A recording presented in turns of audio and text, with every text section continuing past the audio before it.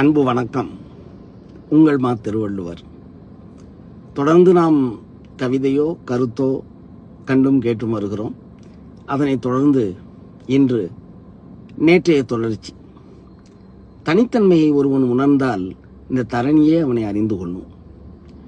பூக்கும் ஒவ்வொரு பூவும் போகும் இடத்தை அறிவதில்லை.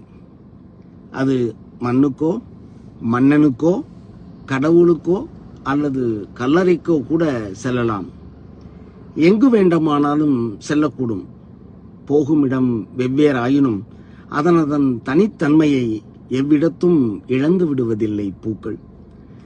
ஏதோ ஒன்றுக்காக ஒவ்வொரு பூவுமே தேடப்படுகிறது. அப்படி தேடப்படாத போது வாடுவதில்லை பூக்கள். ஆனால் மனிதர்கள் அப்படி அல்ல. அவன் தேடப்படாத போது தவித்து போகிறான். தேடப்படுவதற்காகவே அவன் திருடனாய் மாறவும் தயாராகி விடுகிறான்.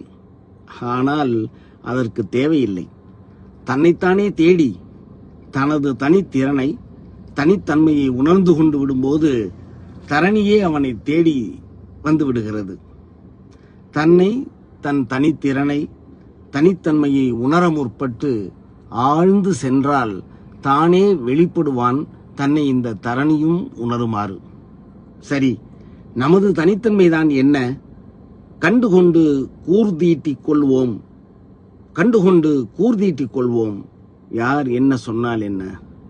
வாருங்கள், இதனை தொடர்ந்து சுயம் என்றால் என்ன, சூழல் என்றால் என்ன, பலம் பலவீனம், வாய்ப்பு தடை, வெற்றி தோல்வி என வாழ்வினுடைய அத்தனை கூறுகளையும் அடுத்தடுத்து நாம் பார்ப்போம். அன்புடன் உங்கள் மா. திருவள்ளுவர். நன்றி.